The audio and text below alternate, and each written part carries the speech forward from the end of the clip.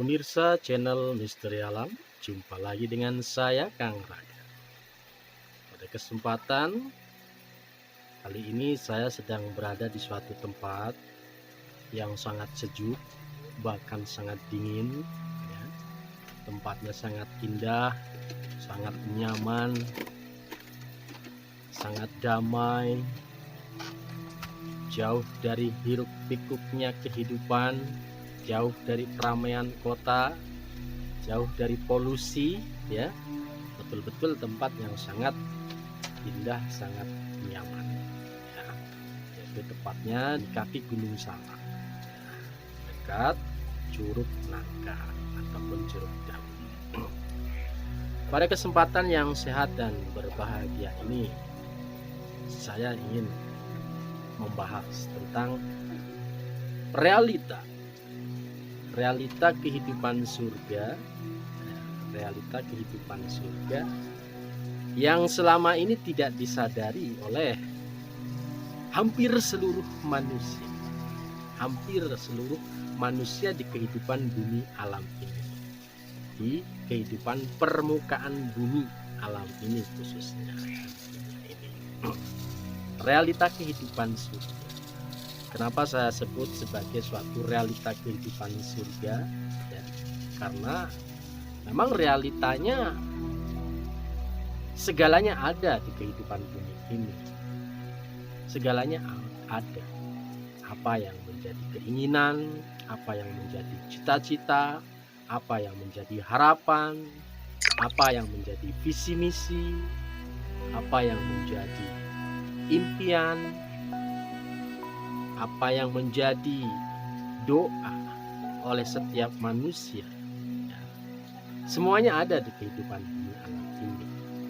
Bahkan apa yang digambarkan dalam suatu ajaran agama tentang kehidupan surga, semuanya ada di kehidupan bumi alam ini ya. Semuanya ada.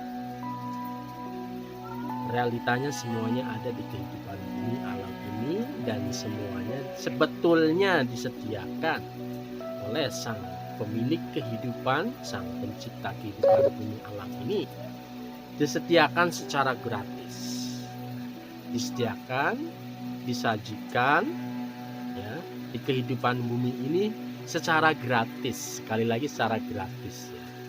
Namun kemudian manusia itu mengkaflingnya, mempetak-petak, memberikan harga, memberikan nilai, akhirnya diperjualbelikan. Padahal ya, semuanya yang ada di kehidupan bumi ini diciptakan, ditumbuhkan, dikembangkan, dikembangbiakan, diadakan, disajikan, semuanya secara gratis. Kemudian manusia sendirilah yang kemudian sekali lagi mempetak-petak, memberi label harga. Semuanya diberikan label harga, padahal tadinya gratis, awalnya gratis. Dengan adanya label harga inilah, kemudian ada transaksi jual beli inilah, yang kemudian manusia justru hidupnya semakin sulit, semakin terhimpit, semakin rumit karena duit ya. Segala sesuatunya diukur dengan duit ya. Segala sesuatunya diukur dengan duit. Mau membangun harus ada duit, mau jalan-jalan harus ada duit, harus punya uang ya. Walaupun di bank atau dalam bentuk saldo di suatu rekening ya, harus punya uang. Mau berapa saja, bahkan mau bekerja pun ya, manusia harus punya uang. Minimalnya digunakan untuk transportasi ya, untuk berangkat bekerja, manusia harus punya uang. Manusia dipersulit, diperumit oleh diri manusia itu sendiri, yaitu dengan adanya duit. Padahal sebetulnya tanpa adanya duit itu justru manusia akan menjadi jauh lebih enak. lebih mudah, jauh lebih menyenangkan, jauh lebih membahagiakan. Tidak akan ada yang namanya kejahatan, kriminalitas, kekerasan, perampokan, penjambretan, pencopetan, korupsi, dan berbagai macam tindak kejahatan yang disebabkan oleh duit. Tidak akan pernah ada jika tidak menggunakan duit. Tidak ada duit. Dengan tidak adanya duit, justru manusia itu akan semakin mudah untuk mendapatkan kekayaan, akan mendapatkan kemakmuran yang setinggi-tingginya, akan mendapatkan kemewahan yang setinggi-tingginya, kemegahan yang setinggi-tingginya, justru jika tidak menggunakan duit. Karena apa? Karena manusia tidak perlu repot-repot untuk menghitung, mengkalkulasi berapa pengeluaran yang harus dianggarkan untuk membangun suatu jembatan misalnya, untuk membangun rumah atau membangun gedung misalnya, harus ada anggaran. Padahal dengan bekerja sama, dengan cara bergotong royong, saling tolong menolong, saling bahu membahu, bantu membantu, itu akan jauh lebih mudah dalam mewujudkan kesejahteraan dan kemakmuran yang setinggi-tingginya. Namun itu tadi, karena manusia sudah terlanjur terbiasa menggunakan duit, segala sesuatunya diukur dengan duit. Hidupnya terlalu transaksional. Makanya banyak sekali bentuk-bentuk dari tindak kebiadaban yang ada di kehidupan bumi ini karena adanya uang tadi, karena adanya duit tadi. Manusia menjadi sulit, menjadi rumit hidupnya, menjadi mudah sakit-sakitan, mudah sekali pailit, mudah sekali menghadapi kepahitan karena adanya duit. Coba jika tidak ada duit, tidak ada yang namanya kemiskinan. Semuanya hidup dalam kekayaan, semuanya hidup dalam kemewahan, semuanya hidup dalam kemegahan. Karena saling bekerja sama, tolong menolong, bantu membantu, bahu membahu, sesuai dengan bakat, potensi, kemampuannya masing-masing, sesuai dengan keahliannya masing-masing. Yang ahli untuk membangun atau membuat suatu bangunan rumah misalnya, tinggal berkarya, bekerja seoptimalnya dalam hal membangun rumah yang sebaik-baiknya dengan kualitas yang terbaik.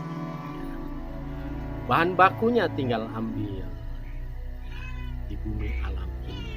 Yang lainnya menyiapkan bahan bakunya, baik itu semennya, baik itu batu batanya, batu koralnya, besinya, kayunya, dan lain-lainnya, tinggal saling bekerja sama, bantu membantu, bahu membahu. Sementara yang lainnya yang memiliki kemampuan, memiliki keahlian untuk memproduksi kendaraan misalnya, tinggal diproduksi kendaraan misalnya mobil dengan kualitas yang terbaik, mewah, diproduksi sebaik mungkin, sebanyak mungkin, tinggal dibagikan kepada masyarakat. Saling take and give, saling menerima dan memberi, take and give. Jadi tidak ada transaksional, saling berbagi. Siapa yang bisa, siapa yang menghasilkan karya yang terbaik, tinggal hasil karyanya itu di-share, dibagikan. Seperti itu, maka secara otomatis akan mudah sekali terwujudnya kemakmuran dan kaya rayaan, kemewahan dan kemegahan. Sekali lagi, tidak akan pernah ada masyarakat yang miskin, tidak akan pernah ada. Semuanya masyarakat akan menjadi kaya raya, semuanya akan semakin tahu diri, rasa syukurnya akan semakin dalam, tolong menolongnya, bantu membantunya akan semakin kuat sekali, rasa kekeluargaan, rasa keharmonisan itu akan semakin tinggi dengan adanya tolong bantu bahu ya, sesamanya. Jadi era transaksional berubah menjadi era saling berbagi, saling berbagi kepada sesamanya, mengenal batasan-batasan, baik batasan agama, batasan suku, batasan budaya, batasan warna kulit, batasan bangsa, tidak ada ya. Semuanya saling bekerja sama, tolong-menolong, bahu-membahu, sama-sama menyadari sebagai makhluk ciptaannya ya, sebagai makhluk ciptaannya, sesama manusia yang tentunya punya kewajiban untuk saling menghormati, saling menjunjung tinggi, saling menghargai ya, sesamanya, saling menjunjung tinggi harkat dan martabat jati diri manusia di kehidupan bumi alam ini ya.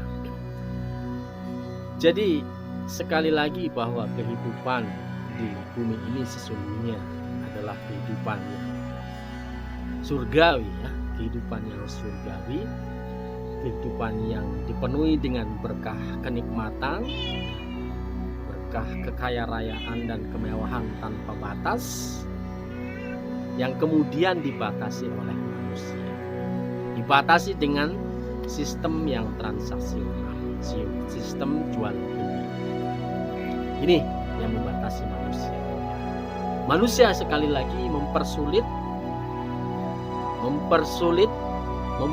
menghimpit dirinya dengan duit. Ini yang kemudian bumi yang surgawi ini pun menjadi carut marut, menjadi terpuruk ya. Kehidupannya ya, kehidupan manusianya ya, kalau buminya sih tetap aja ya, tetap aja buminya tetap lestari, buminya tetap muda, buminya tetap surgawi ya. Namun hidup dan kehidupan manusianya yang semakin carut marut, semakin terpuruk ya, di ambang batas kehancuran, bahkan di ambang batas kepunahan ya. Di ambang batas kepunahan. Kenapa saya katakan di ambang batas kepunahan? Bayangin aja, usia manusia ya, dari ribuan tahun yang lalu ya sampai dengan saat ini mengalami penyusutan, mengalami kemerosotan kualitas nih manusia. Yang tadinya manusia ini mampu mempertahankan eksistensi hidupnya ya, di kehidupan bumi ini sampai dengan ribuan tahun. Kita ambil contoh saja lah ya, di era Nabi Ibrahim ya, era bapak kita Nabi Ibrahim, usianya berapa? 900 sekian, hampir 1000 tahun. Dari bapak Adam sampai ke sini berapa ribu tahun? Berapa ribu tahun? Nah, manusia mengalami penyusutan. Dari bapak Adam aja 900 tahun, hampir 1000 tahun, sampai sekarang ini 100 tahun aja itu sudah sangat luar biasa ya usia manusia. Rata-rata manusia usianya hanya 70 tahun. Artinya manusia mengalami kemerosotan, mengalami penyusutan, baik secara fisiknya mengalami penyusutan, dari sisi kemampuan untuk mempertahankan hidupnya ini pun mengalami kemerosotan atau mengalami penyusutan. Jiwanya pun semakin kerdil, semakin kerdil. Sedikit-dikit mengeluh, sedikit-dikit resah, gelisah, gampang sekali mengalami kesakitan, gampang sekali mengalami kematian, rentan terhadap kematian. Sehingga usianya pun ya itu tadi, rata-rata eksistensi manusia saat ini hanya 70 tahun. Lebih dari 70 tahun itu sudah luar biasa, apalagi sampai 100 tahun ya. Jadi begitu rekan-rekan pemirsa channel Misteri Alam ya, lain waktu kita sambung lagi tentang realita hidup dan kehidupan surga yang kekal abadi di kehidupan bumi alam semesta jagat raya ini. Salam segala salam.